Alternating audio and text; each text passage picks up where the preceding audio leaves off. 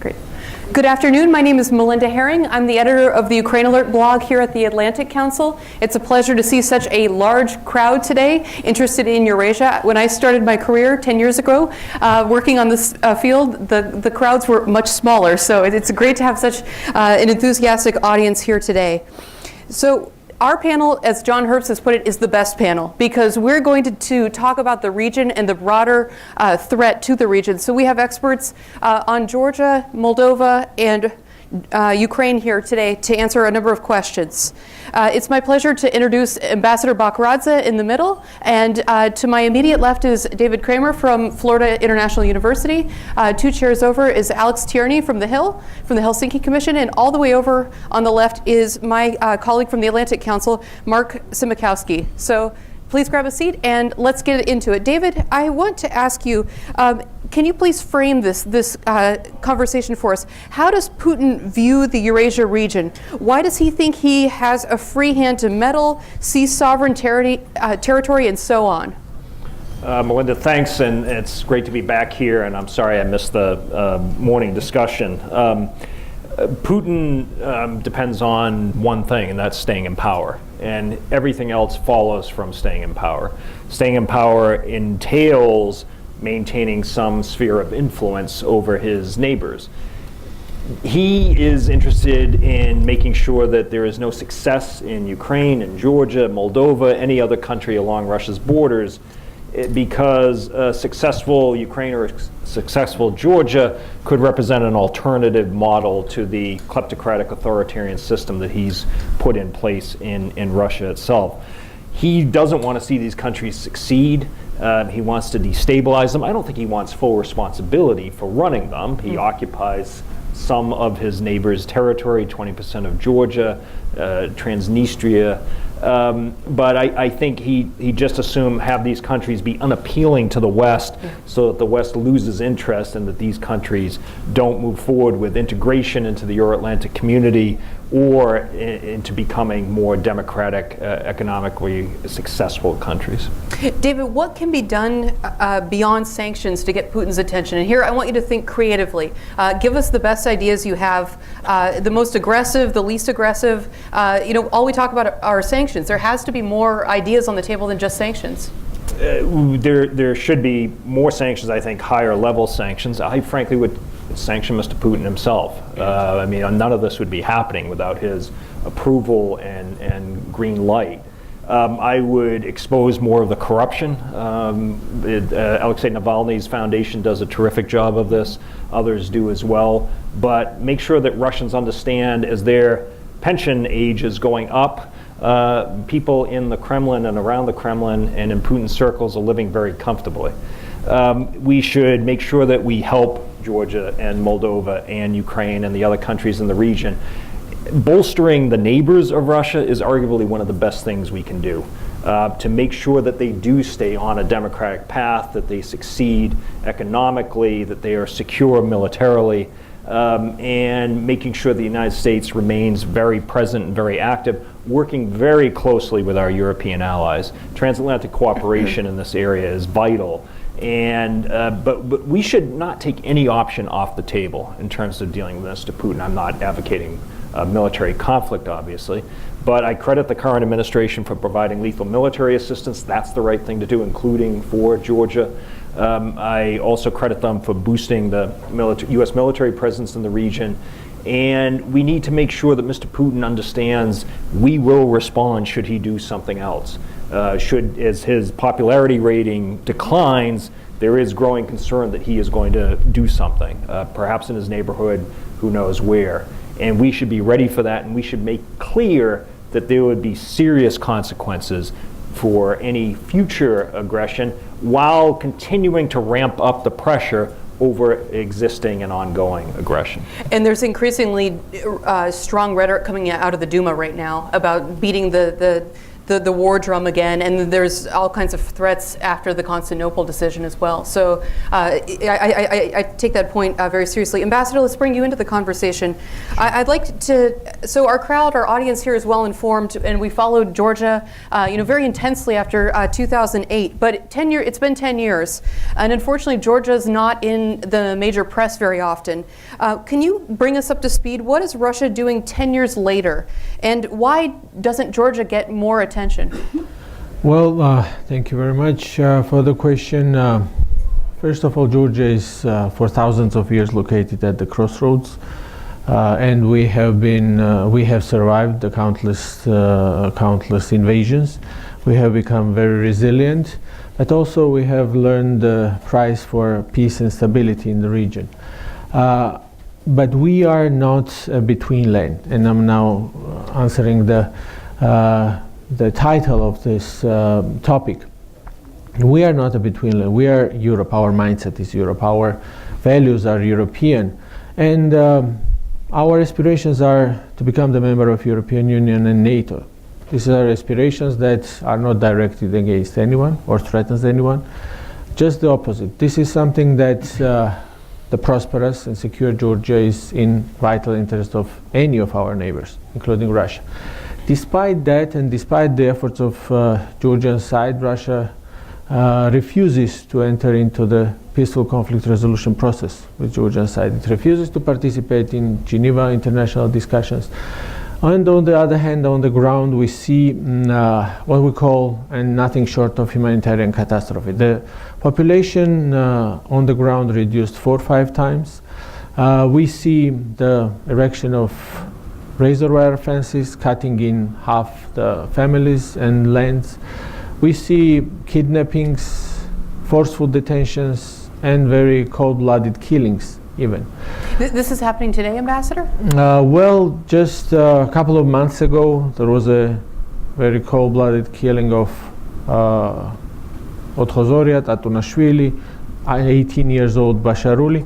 And Georgian parliament has then issued a resolution which sanctions the individuals engaged in these horrible acts.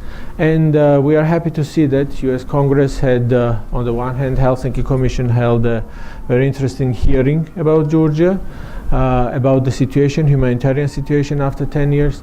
But also we have a Georgia Support Act, which on the one hand deepens the military and security cooperation between the United States and Georgia, strengthens our trade and economic relations, but also sanctions the individuals.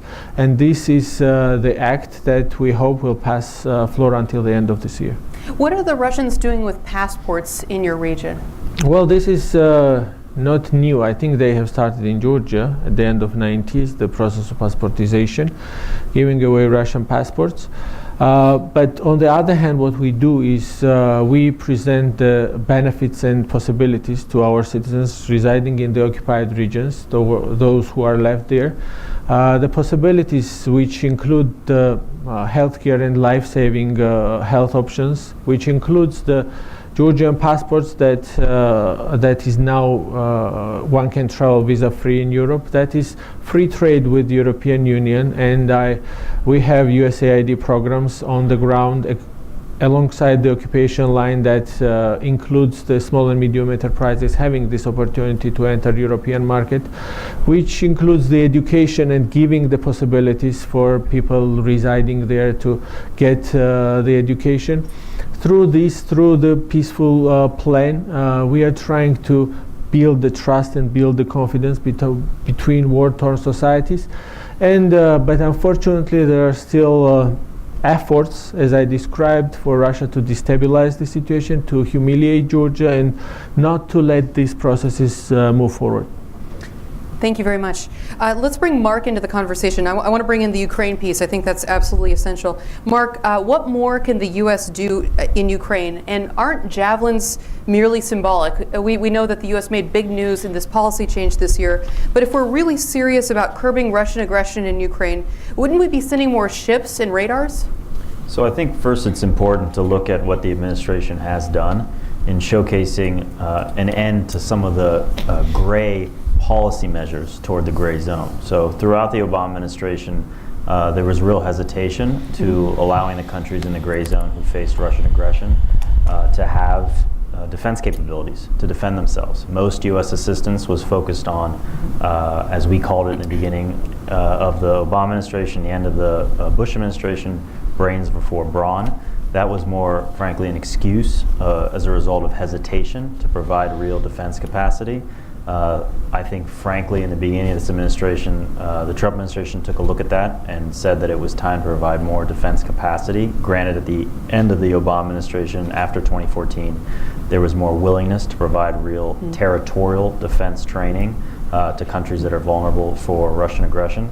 So yes, the Javelins was a symbolic move, but it was a symbolic move that had to be overcome because it almost defined the limits of U.S. assistance. And so in many ways, the Javelins will not create fundamental situational changes on the ground militarily.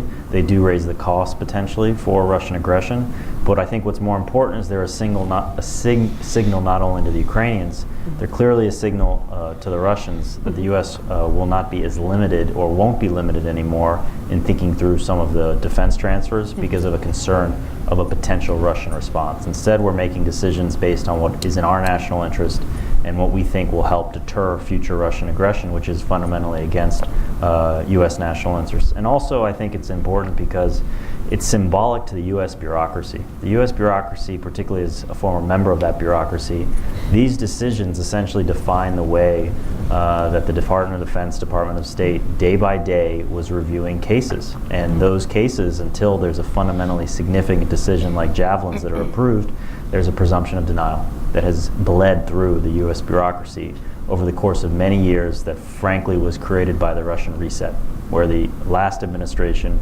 was very focused and concerned about upsetting the apple cart in U.S.-Russian ties at the risk of providing defense equipment that, despite could help our partners in the region defend themselves, could somehow upset Russian relations. And I think the Javelin decision is key because all the expectations that they would somehow be destabilizing and they would cause a new offensive or create more Russian incursions into Ukraine have not come to fruition. And I think the Russians have essentially accepted that, and so as a result we should follow up. But yes, they're symbolic, but more importantly, there's many things that could be done, particularly on territorial defense training, of helping the Ukrainian military, the Georgian military, and this administration is building on the last administration's decisions to focus more U.S.-European command resources on helping the countries in the region with territorial defense, i.e. to help them defend themselves against future Russian aggression. Thanks a lot, Mark. Ambassador Volker wrote a piece, I think, in The Guardian about 2 months ago, and he said that the U.S. is open to sending more equipment. He was very vague, and I would love to ask him if he's still here what exactly he meant. You're out of government now, so you can speak freely as an analyst. What specifically should the U.S. give Ukraine? You know, I think that our focus so far has been mostly on ground forces, with Javelins, with mostly tactical training in Yavoriv in western Ukraine. I think we should be expanding that assistance to combined arms training for more than battalion-sized levels, even up to brigade-sized levels. We should be expanding our potential scope of assistance to anti-ship and anti-air capabilities. Again, the Ukrainians have many of these capabilities, but these measures would be significantly symbolic and also would provide real capabilities in case of additional Russian increases in aggression. I think we should do more intelligence sharing with, we should do more UAV support. The countering battery radars that the Obama administration did provide have been hugely helpful and significant. But again, what you're seeing in the Azov Sea, I think clearly showcases a need to help Ukraine more. But this is more than simply just providing them a ship or providing them capabilities that they also have limitations in what they can maintain. And we've seen that in Georgia, where we provided some Coast Guard cutters that simply the Georgia military didn't have the funds available to maintain them. So we have to be very careful in what we provide. But there's essentially more of many things that could be done, particularly on anti-air and anti-naval capabilities. I take your point, though, the caution is necessary. How serious do you think the threat is in the Black Sea and the Sea of Azov right now? I think it's significant. I think the Russian military is seeking to potentially create a situation that they could respond very heavily to send a signal to the international community and to Ukraine I think they're seeking to cordon off certain parts of Ukraine to international access. And in a situation which is what is going on with patriarchy, that situation could escalate very quickly. And I think it's something that we need to pay attention to. And clearly Ukraine has vulnerabilities in the Azov Sea that need to be addressed, and the U.S. military should provide them certain capabilities that could undermine those, particularly anti-ship capabilities, which we haven't really addressed. And again, the same argument about the javelins will be, again, recalibrated toward anti-ship capabilities, but I think it's something we should be looking at. Okay, great. Alex, let's bring you into the conversation. Alex is on Capitol Hill now. Alex, can you tell us about the tools Congress has to support the democratic aspirations of Ukrainians, Georgians, and so on? Thanks, Melinda, and thanks to the Atlantic Council for putting on this great conference, and frankly for the partnership on working these issues together over a long period of time. Just to give the usual disclaimer at the start of my remarks, I'm not here representing any particular member of Congress. I quite like my job, which entails supporting 9 members of the House and 9 members of the Senate, who are a bipartisan group that really is a core group of members that have an interest in supporting the countries we've been talking about all day. As I was thinking about kind of the issue of how Congress interacts with these countries and on these issues, of late, I refreshed myself on the Metro ride over here on a couple of numbers that I thought would be useful to keep in mind. 98-2, 423-4, and 410-6. These are vote tallies for the vote on CATSA, the sanctions bill last year to punish Russian aggression. 410-6 was a 2016 resolution supporting the territorial integrity of Georgia, and the 423-4 vote was another House vote in the immediate in the days before the most recent NATO summit in support of the United States Article 5 commitment.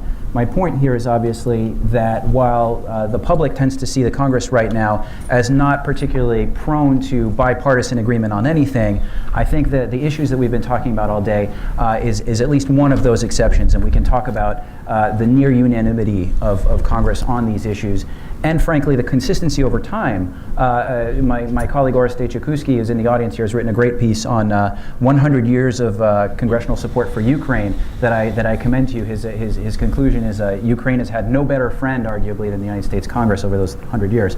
So let me respond, I think, to your question about tools by placing them in the kinds of baskets of actions that I see Congress taking. And Congress really does have a crucial role here.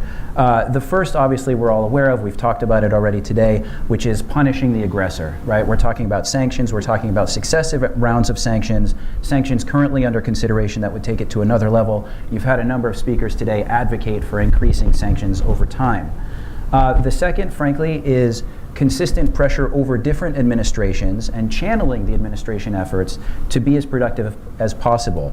Now, all of you here are presumably creatures of Washington. You understand well that some of this is public, some of it is private, some of it is purely anecdotal. I'll give you an example. I have a number of colleagues on the Hill who would say the Crimea Declaration, that of course I think our commissioners, the Helsinki Commission stands behind completely, that was issued immediately after the Helsinki summit between Presidents Trump and Putin, and immediately before a Senate Foreign Relations Committee hearing. And I have colleagues on the Hill who believe that this was a useful deliverable for Secretary Pompeo to bring to that Senate Foreign Relations Committee hearing. So we've got punishing the aggressor, we've got pressure or channeling administration actions. You've also, of course, got direct support to those countries that are impacted by Russian malign activities.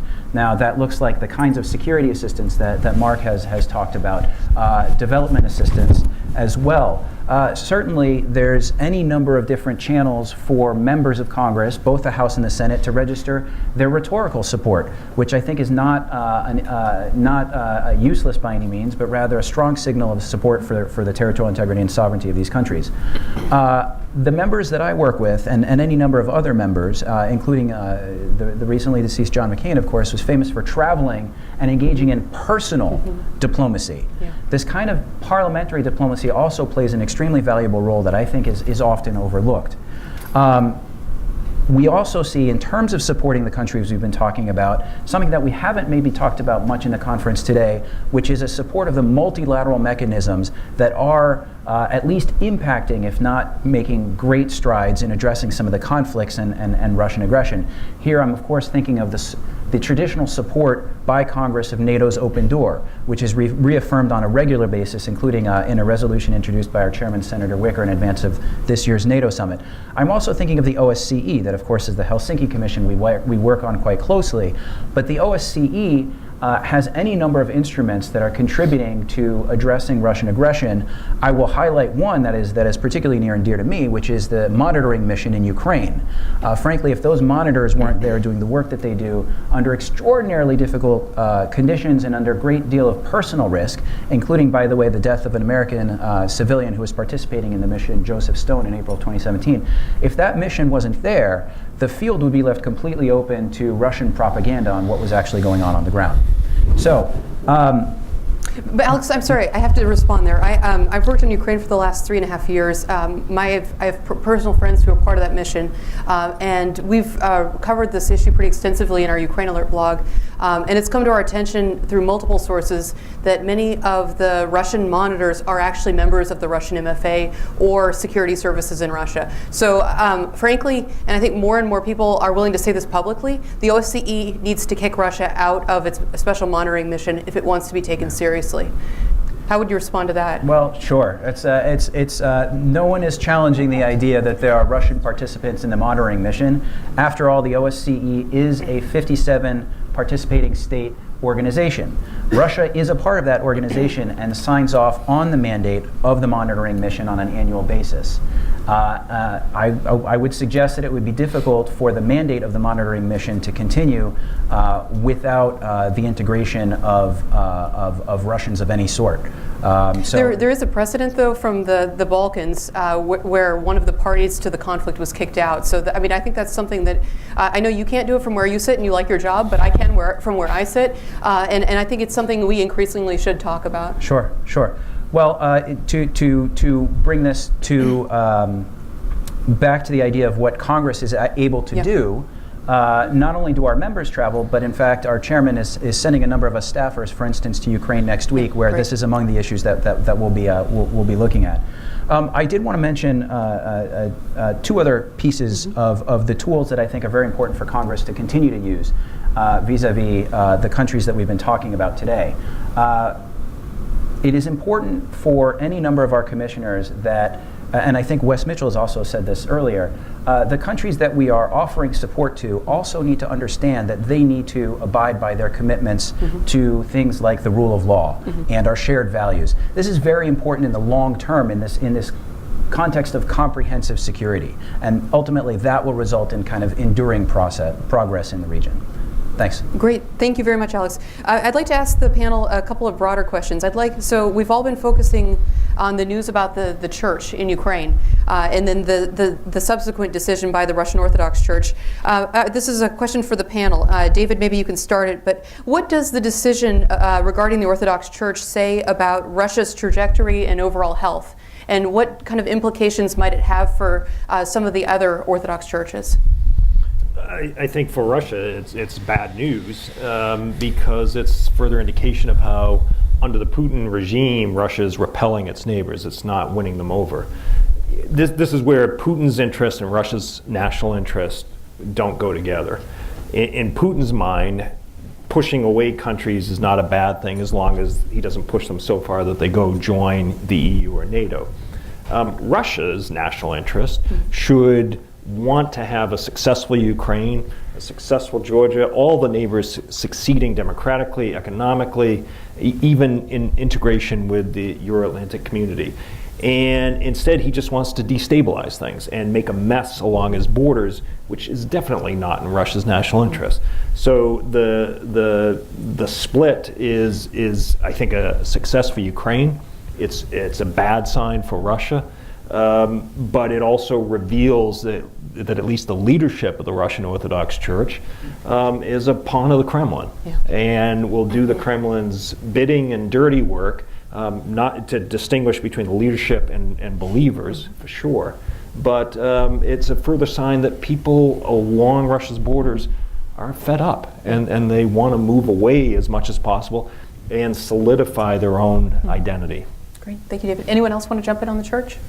Just again, an indication that these frozen conflicts are not frozen, that Russia will continue to use events as they come up, particularly as countries have sovereign decisions to make about their future trajectory, and Russia will seek to stop those decisions when it feels that they abridge Russian national interests, or at least Putin's belief in Russia's national interests. So again, I think it showcases to not only political leadership in these countries, but the populations, that as they continue to make decisions about their future trajectory, their countries are under threat. And so as a result, the West can't believe or assume that events like the 2008 Georgia War were one-offs, that the 2014 invasion of Ukraine was a second off, and there'd be a limit to that. There likely will be future instances where Russia uses not only political, economic, but military tools to stop these countries from making decisions about how they would like to orient themselves. And so we in the West have to be prepared. I mean, that's the whole point of this conference, is that there is a gray zone that exists, and that gray zone will become even more gray unless the West chooses to make decisions to help these countries strengthen their independence and sovereignty. Mark, that's a perfect segue to an essay I'd like to draw everyone's attention to. Ambassador John Herbst just published an essay on our website that I would like you all to read, and it's entitled "What the New Cold War Can Learn from the Old Cold War," and he's done some serious thinking about NATO membership and how the membership standards should change post-2008. He's looked at Eastern partnerships and what more needs to be done to build that out. So I'd really encourage everyone to take a look at that piece. It's quite excellent. Mark, I want to ask you, and I want to ask other people this question as well. There's speculation that the Russians will interfere in Ukraine's presidential elections next year. Some experts, including Taras Kuzio, says that next year's elections are the most important since independence. How credible is the threat, and how do you expect the Russians to interfere? I think speculation should turn into assumption.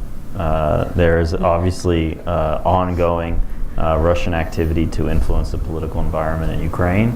Both through funding of political parties, cooperation and assistance, undermining the existing political authorities in Ukraine, taking actions that could somehow destabilize the situation in Ukraine, like blowing up ammunition dumps, constant shelling and killing of civilians that, again, is intended to keep the boil simmering. I mean, it's counterproductive, but essentially to keep the conflict hot, to erode the public support in the existing authorities in Ukraine, and thereby think that it's time to change leadership, which the Kremlin has done over the last 15 years, if not longer. So I think, again, subversion is going on, particularly on the cyber front.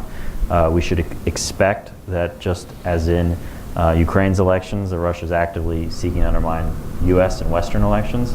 So Ukraine should take steps to deal with it and educate their populations, but it's a very serious threat, and the Russians have a lead time. They have an objective, clearly to undermine Poroshenko and replace him with a more Russian-minded leader and erode Ukraine from within. We have an example of that after the 2008 conflict in Georgia. The Russian population, the Russian leadership assumed that the Georgian population would take care of Saakashvili for the Russians and remove him. And again, there was existing domestic issues there at stake, but ultimately they were able to rid Georgia of Saakashvili through Georgian domestic electoral politics. I think they're counting on the same thing. And I think we need to continue to support a democratic process in Ukraine if the Ukrainian people choose to change leadership, but we have to really be careful in watching the leaders that are showcasing support in Ukraine and why, and many of them have backing from Moscow. You know, David, we also want to get your take. You're the new chairman of a task force that's watching this issue closely, so I'd love to hear your thoughts on this as well. The situation, I think, is made more complicated by the fact that there are parties, not just in Ukraine, but in Georgia and elsewhere in Moldova, that are pro-Russian, which is a little hard for me to understand. Granted, I don't live in these countries, but if Russia were to invade my country, I wouldn't be very pro-Russian about my political leanings. And so it is a little disturbing to see people campaigning on pro-Russian themes, trying to discredit the West by saying neither NATO nor the EU nor the United States is going to come to our rescue. Russia's always going to be on our border. We may as well make the best of it. There's an element of truth to that, but to basically centralize one's campaign on a more pro-Russian accommodationist strategy is playing right into the Kremlin's hands. So I would like to see in all of these countries a greater understanding and realization that the problem is not necessarily with Russians, the problem is with the Russian regime, with the Putin regime, and to be espousing positions and policies that play into the Kremlin's hands, I would at least like to think that the voters in these countries would reject. Go ahead, please. If I may continue on the policies and politics of these countries. Well, yeah, I share your surprise. How can one be? And in Georgia, it's doesn't go beyond 6, 7, 8%, which is still maybe strange. But these are the policies which are never self-identified as pro-Russian, and therefore there is a space for interpretations, manipulations, etc. But on the other hand, what I think we have touched briefly, but which I think is an important part of our discussion, is the attention that you have mentioned, whether we are getting the attention that is needed for the countries, as it was called, gray zone, and I don't think there is anything gray in Georgia, even weather. So we are very clear about our aspirations, we are very clear about our future, and this is exactly what drives changes in Georgia, drives reforms in Georgia, what makes us to compete not to the region but to the EU member states on every account of democratic transformation, what makes us a strong believer of Euro-Atlantic security and strong contributor therefore to Euro-Atlantic security. And this is something that we believe inspires and puts attention to Georgia. And for the last year and a half, we have been, as Assistant Secretary also mentioned, granted a very strong forward-leaning support at the Brussels summit, NATO summit. Very simple fact, which is the occupation of Georgia was only recognized by Congress last year through the Consolidated Appropriations Act. NDAA had finally a very strong and committed language to Georgia. And of course there are some spaces where we see more opportunities to award the ally, but also to strengthen US interests in the wider region.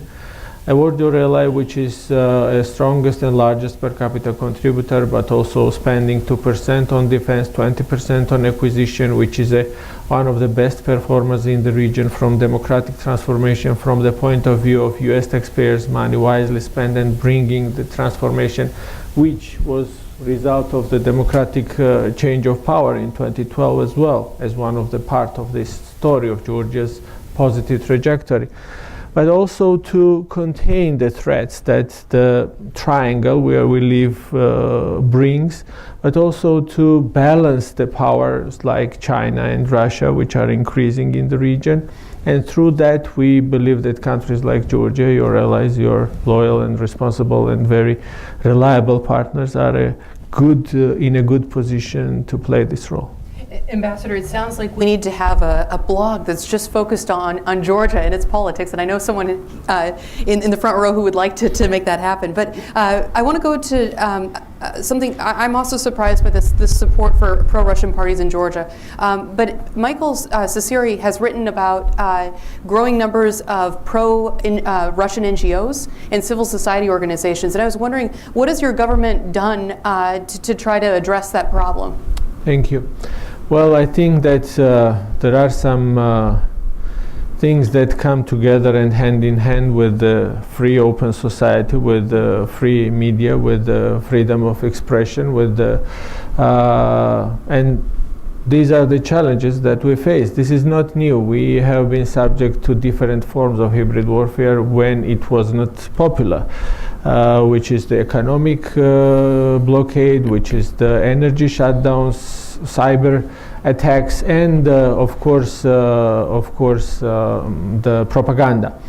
I personally have worked for 2 years in Georgian government in coordinating the work for strategic communication, and the big advantage that Georgia has is the consolidated approach that the government, that the parliament, that the civil society organizations, media, public has with regards to the propaganda. We also have probably some intelligence and knowledge of recognition and of recognizing propaganda, because we had 70 years of living under that. But the consolidating these efforts and working together from village to village, from institution to institution, working with multipliers, and that is very important, including the Orthodox Church in Georgia, which I don't like when some of colleagues may refer to as a kind of pro-Russian space. I absolutely disagree, because this is exactly the perception that Russia would like to see in Georgia, because we have the Patriarch, which is a very strong and believer in Georgia's place in Europe. We have the very big representation of the bishops who would visit Brussels a couple of times, Washington, send very strong messages, and to share that messages and this discourse with those who they communicate. And this is one of the most trusted institutions in Georgia. And therefore, this is consolidated approach is something that I believe has been successful to maintain Georgia's EU and NATO aspirations. And this is exactly the target that Russia has in Georgia. And what Russia does, it uses different fears, disillusionments, frustrations. And we are talking about the country which has been promised NATO membership 10 years ago, and we are struggling to be year to year very creative how to reflect Georgia's progress, and we will need to be more creative maybe in a couple of years more. But I'm very optimistic about the future of this country, because this is not the choice of one government or another in Georgia. This is Georgia's civilizational choice. This is where we belong, and this is probably we will end up sooner rather than later. I hope sooner. Alex, I want to ask you one last question, and then we're going to bring in our audience. I know that this is the tough question, and you may not have the end-all answer, but what can be done to encourage democracy in Russia, realizing that the horizon is long-term and the current regime does not want to change? Sure. Well, from the congressional perspective, I would say the first basket of action that I talked about was really sanctions, and I've heard actually from this stage very compellingly opinions that I respect very much, like Vladimir Kara-Murza, talking about how when you are taking these punitive measures, it is important to target them properly. And in that context, he's, for instance, talked about how Boris Nemtsov used to talk about the Magnitsky sanctions as the most pro-Russian kind of law possible, because it really went after the culprits of bad behavior, as opposed to the Russian people as a whole. So I would say let's target things correctly. Secondly, symbolic action is not irrelevant. I think symbolic action matters. Similarly, a number of our commissioners were involved in the discussions over renaming Nemtsov Plaza in front of the Russian embassy. We, of course, should be looking at bolstering those tools that do exist. After all, a lot of what we're talking about in terms of the European security architecture that exists, or the commitments that Russia is not upholding, commitments that were made freely, are commitments made under the Helsinki Final Act, which is now manifest in the OSCE. So supporting and engaging at senior levels through these organizations and on these commitments that are fundamental to the long-term health of the European security order, I think is very important. And then, of course, as David Kramer has correctly mentioned, I think it's absolutely crucial that we continue to support Ukraine in particular as an alternative model that the Russian public can see as a different future than what they're seeing ahead. Of course, I think it's also important to just underline the cost of long-term failure here. As Russia deepens into its non-democratic and corrupt state, as the rule of law continues to be further and further undermined there, I think it's our view that that's only likely to lead to more conflict, more aggression abroad. Thank you so much. Go ahead, David. Can I just add yes, please. a point Alex made earlier about showing up, showing the flag, showing solidarity is very important. Alex focused on members of Congress. President Obama, I think, made a fundamental mistake by never going to Ukraine as president. He did when he was senator, particularly after the invasion of Ukraine. Vice President Biden was terrific on Ukraine, but both Ukrainians and Russians look at the president. And so despite Biden's heroic efforts, the fact that President Obama didn't go showed that he didn't care particularly. Vice President Pence has been to Estonia and Georgia, and I think did a very good job on that trip a little over a year ago. We'll see if President Trump visits. Obama went to Russia twice when he was president, in 2009 and then in 2013 for the G8 meeting. President Trump has not yet gone to Russia. But I would certainly hope that the administration shows that it cares at the highest levels, along with Congress, its interest in these countries. I absolutely agree, David. And I go to Kiev 4 times a year and talk to civil society all the time. Some of them are in the room here with us. And they ask me all the time, why is there no Biden in the current government? Why isn't anyone talking to us at the highest levels? And they're begging. They say, we need this support. We need you to remind Bankova that the U.S. government knows what's going on, cares, and will call them out on it. So please, if you can encourage the administration to find a new Biden, I think that civil society would very much appreciate that. Let me open this up to questions. Here's how we do questions here. Just a reminder. We need a name, an identification, and 1 sentence with a question mark. No commentaries. Questions, please. Mr. Maxime, right here. Thank you. Maxim Khilkov from Kyiv-based European Security Research Initiative Foundation think tank.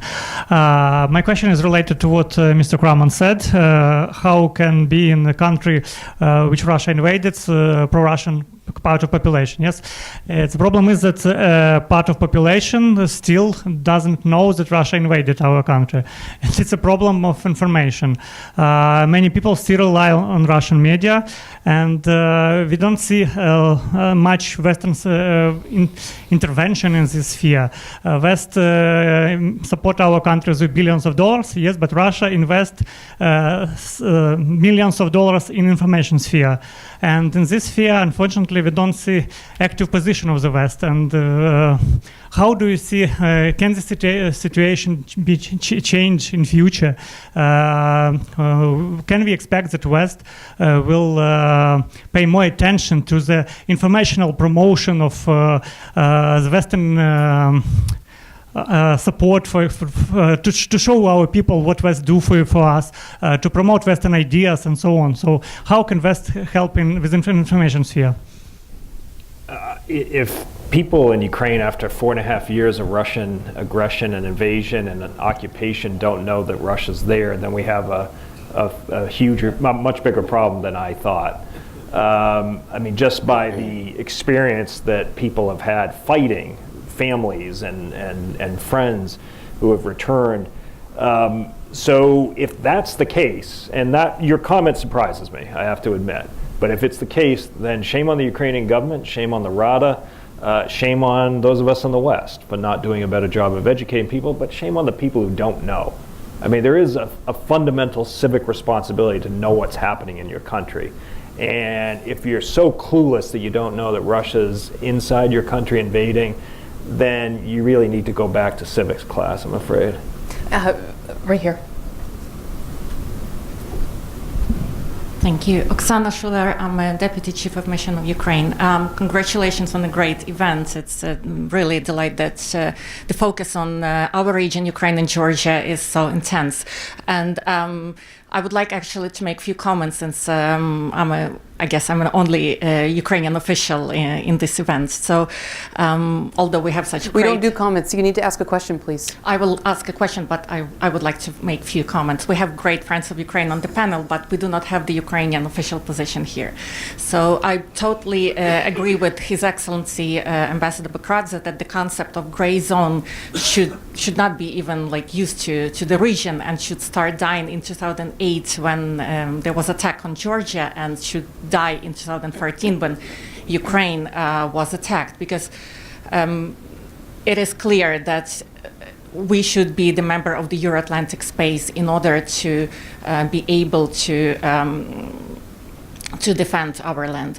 On the point for the security cooperation and the security support, I would also like to say that this is there is another effect of what Ukraine is receiving from the United States as a support.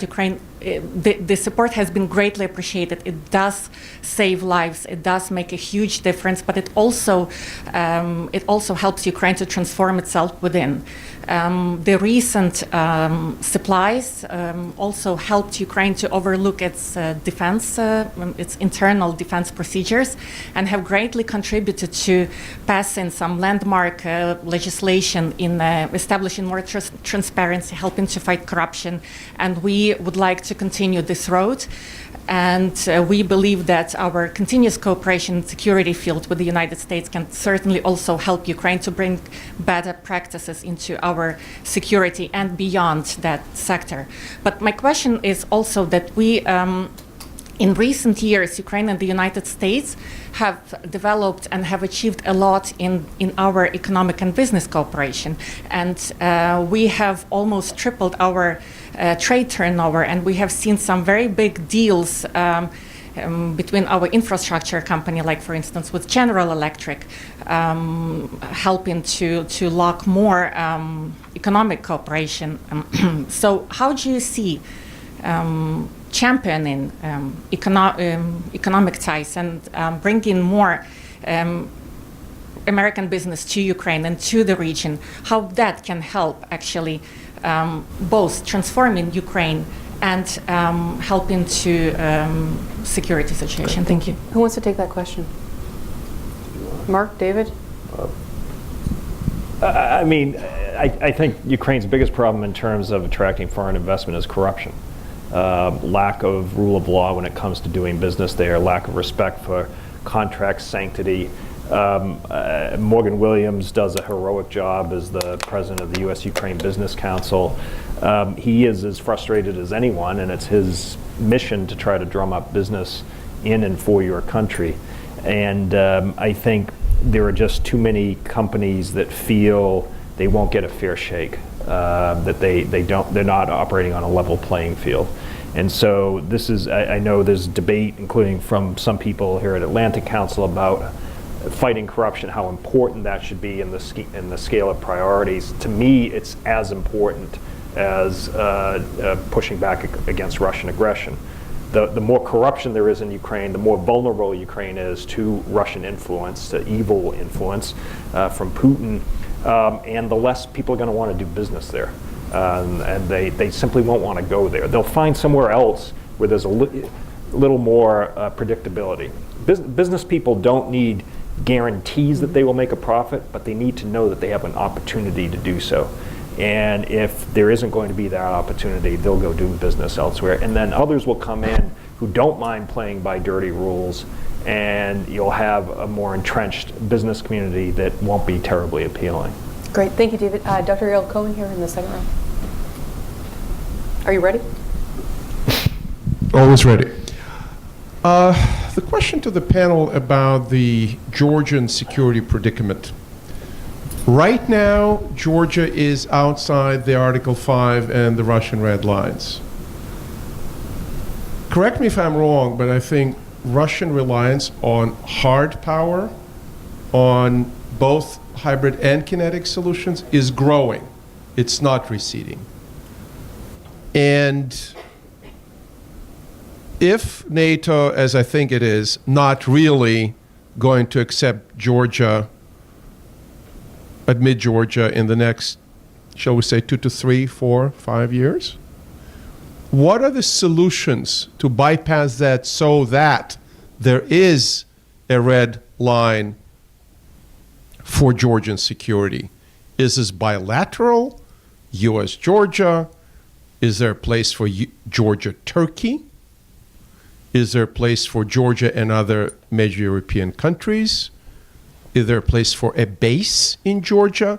Because we can talk like the Obama administration did. I think I'm not breaking any confidences now, when they quoted Secretary Clinton, who said that the way to increase security of Georgia is more democratization. And I agree, democratization is a great thing. It's not very effective against Russian tanks. Yes, please. Can I go first? Just briefly, I think we have to be creative. I don't think it's fair to put Georgia in another 5 to 10 year box of we'll get back to you in a decade or a half a decade on your... A bottle of good Georgian wine you want to bet? No. But I agree with you, it's unlikely that the alliance is going to be taking many aspirants in the next few years. So I agree the U.S. should expand its bilateral defense assistance to Georgia. I was pleased this year when they announced essentially a successor to the Georgia Train Equip program for Afghanistan that will focus strictly on territorial defense. That will likely expand the number and the scope of U.S. trainers in Georgia, thereby expanding the presence and the capacity to have NATO forces on the ground in Georgia, always, at any one time. A bilateral defense treaty is, again, a very serious commitment of U.S. national security. I think this administration would be very hesitant to do that, but I do think we should, yes, look creatively beyond the NATO context of how to expand defense assistance with all the countries in the gray zone, which would make them more resistant to Russian pressure and put more U.S. skin in the game of in case there was aggression. But again, the U.S. has been very hesitant to get involved in any potential conflict. And the worst thing that could happen is we expand our existence to the point where, again, Russian intervention showcases how unable the U.S. is to respond, again, showcasing our weakness in the region, which happened in 2008 and happened in 2014 to the detriment of U.S. credibility in this region. Mark, I'm going to count on you to write that up for us and expand on that argument. Ambassador, would you like to respond? Yes. Well, first of all, I fully agree what Mark just said. You know, in 2099, 2001, there were not many who would promise that Baltic states would become the members of NATO, and therefore we believe that geopolitical situation changes. There are no pieces of puzzle that are not shifting on the Eurasian continent, and I would be surprised if everything is static after 5 years when we look at the same geopolitical area. So yes, I'm optimistic about that. One important thing is Georgia's readiness, and we are really grateful for the defense readiness program that is provided by the United States. We are grateful for the huge exercises where 2,500 US soldiers are participating. This is an incredible number, and we are really doing our best to fully be interoperable with the NATO forces and be ready for the moment of political decision. But also, let me say this to touch more of a conflict resolution part of this question. With the United States, we share values. We favor peace over conflict. We favor dialogue over devastation. We were encouraged that this administration takes seriously and sits around the table, even with the adversaries, to start a dialogue. And we believe that substance of this dialogue will be also the issue of Georgia's conflict resolution in a peaceful way. Thank you very much. Alex wants to get in, then David. Sure. Sorry. Sure. It's in part to endorse the principle of the question, and that are the members that I work with, but obviously Congress as a whole as well is really wrestling with this question of what to do with these countries that have an active Russian occupation and on parts of their territory. Obviously, we've already mentioned on the panel here support for increased bilateral security cooperation. I think that's something that members have a great appetite for, as well as increased trade and investment. I think that's something that people would like to see under the conditions that David mentioned earlier, that the investments are not funneled into corrupt activities. I would also point out the ambassador has mentioned that the Helsinki Commission had a hearing in the context of thinking creatively. The other panelists at that hearing were the Atlantic Council's own Damon Wilson and Luke Coffey from Heritage, who offered the idea that in some capacity NATO enlargement could occur without an Article 5 guarantee pertaining to the territories themselves. Now, this is a provocative suggestion, and I raise it here not because any of our members have endorsed it, but because there's an interest in hearing some new thinking on this issue and in breaking the deadlock and considering what might be possible and acceptable in this context, while still providing for the security of countries like Georgia and Ukraine. Has he written this up yet? Sure, there have been papers published on this, certainly, and Can you recommend something that we should all read? Sure. Well, I would recommend the transcript of the hearing that we had only months ago on this issue.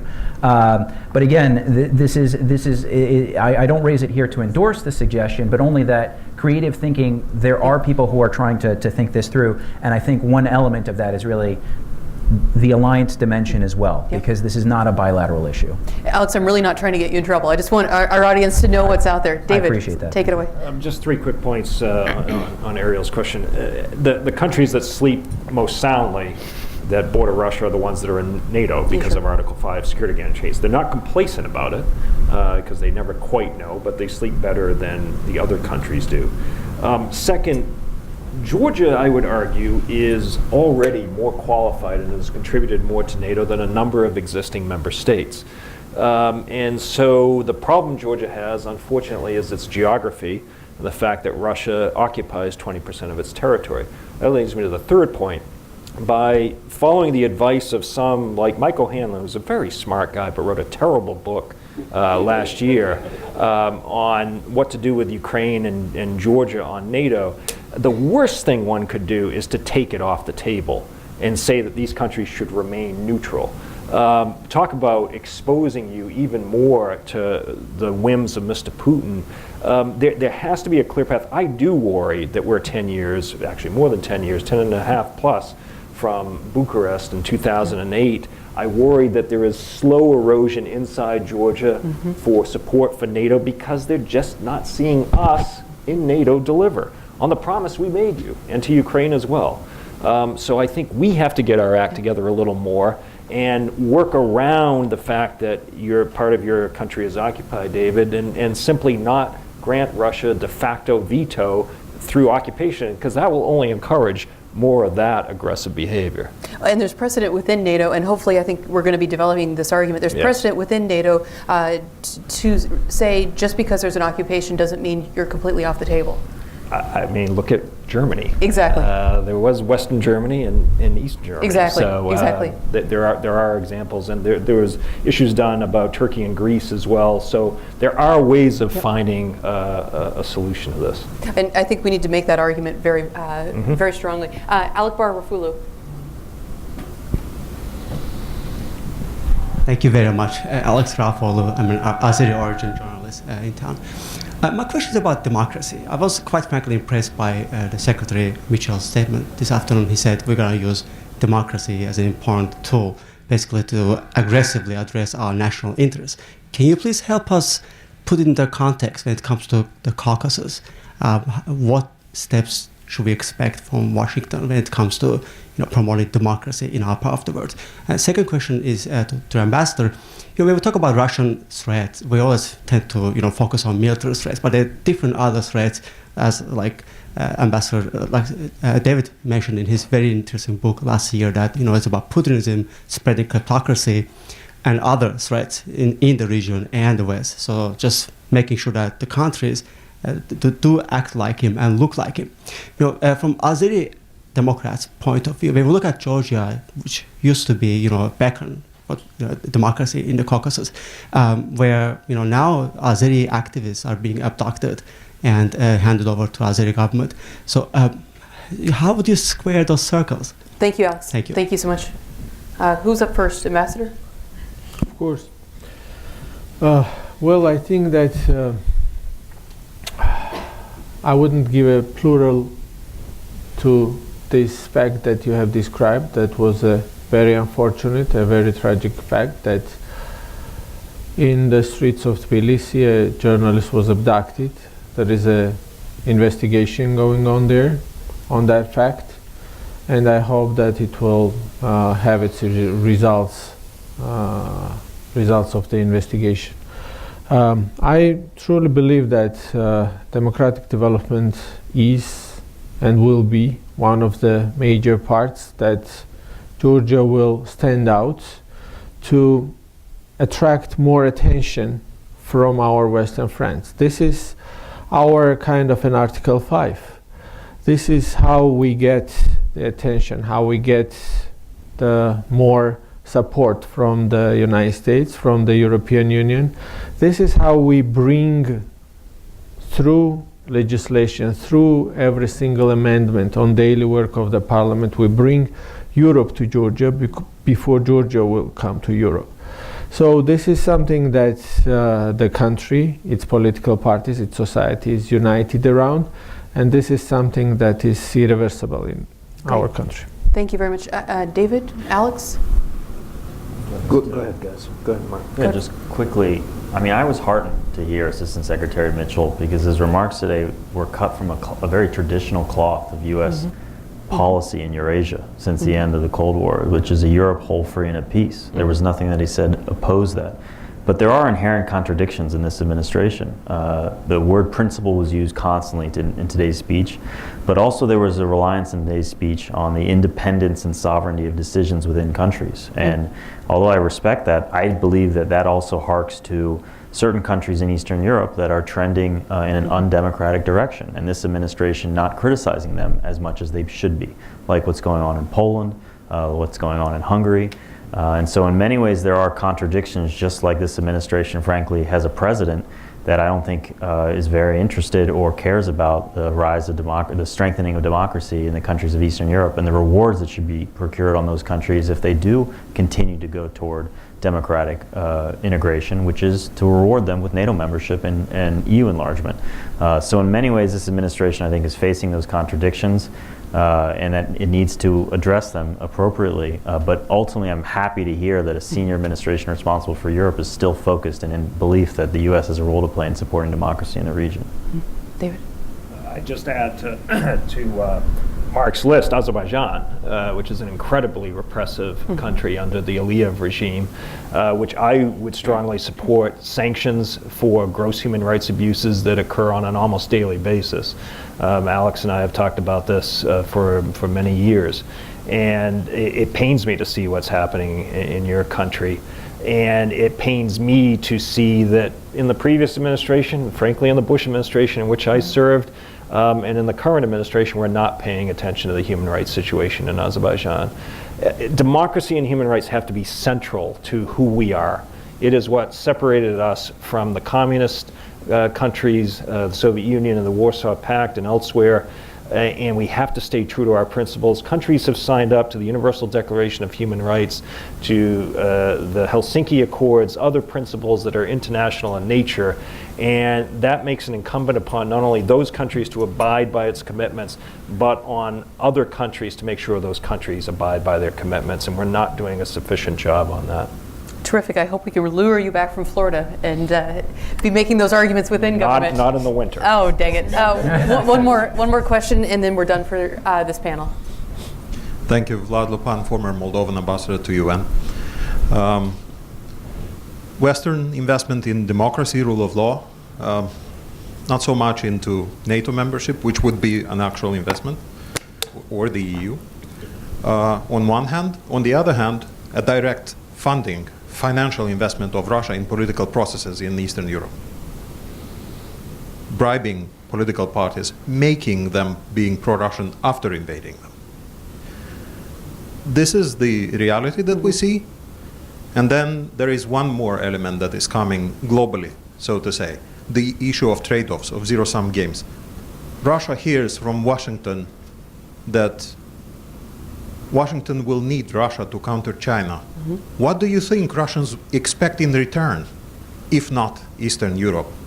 What would current administration need to say with regard to that? What Eastern European wants to hear? What Russia needs to hear with regard to that? Because Russia's expectations, in my view, is to get Eastern Europe in return for such a cooperation on China. Thank you, Mr. Besser. We're going to take one more. Pass the microphone over to this lady, and then we'll go to our panel. Thank just you. Follow up on first part of the question when it comes to the pro-Russian influence. We see in Georgia, in a way, now like the groups like Georgian March, like pro-Russian groups, kind of gain ground, and sometimes they feel impunity because there is not much enforcement on the side of the government. And we also have the government or the politicians connected to the government in a way fitting the pro-Russian narrative. We have a presidential candidate who has said that Georgia started the war. And what's the question? The question is, how can the countries like Georgia, I don't have the mic anymore, in a way fight the Russian influence when you see that government is not doing so much about it? Perfect. Thank you so much. Okay, Mark, you're still thinking. David is ready. The issue of corruption, I've said many times, Putin's greatest export is corruption. But in order to export it, we import it. We need to clean up our own houses, and we need to stress the importance of transparency, accountability. All of these things are ways to get at the challenge of corruption. Putin would not be taking advantage if we abided by our own rule of law, demanded proper reporting on the role of outside money. So there are ways of addressing this and cleaning up our own act. On the issue of China, I don't think either Russia or China is going to partner with us against the other. And Russia and China will cooperate as long as it's convenient. They don't trust each other. The Chinese are in a much stronger position than the Russians. Just look at the agreement on the pipeline that the Chinese and Russians signed in 2014 when the Chinese knew that Putin had no other options. And so the Chinese are in a much stronger position to negotiate. The Chinese are obviously having some serious problems with us these days. We have to be careful that we don't drive them closer together, but I don't want to suggest that would lead to some sort of rapprochement between Moscow and Beijing that would really hurt us. I think that's an exaggeration. Thanks, David. Alex?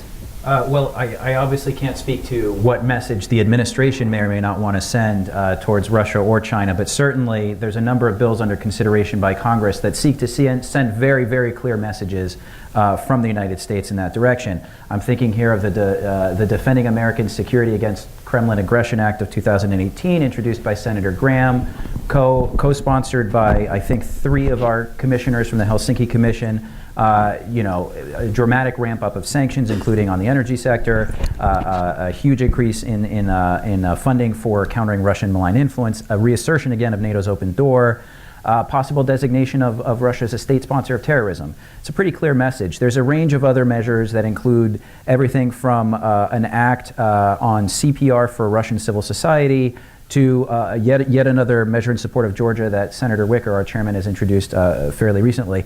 But I do want to underline one in particular here, which was actually available to you outside, which is a bill that would really underline the freedom of the nations that we've been talking about as a supposed gray zone to choose their own futures, and the designation of a week where the United States, very much in the model of the Captive Nations Week, there would be a week designated for really the celebration of or the maintenance of the freedom of these nations to choose their own future. So again, can't speak to the administration, but from Congress, I think the messaging is at least pretty clear. Fantastic. Could you please put your hands together and help me thank this terrific panel?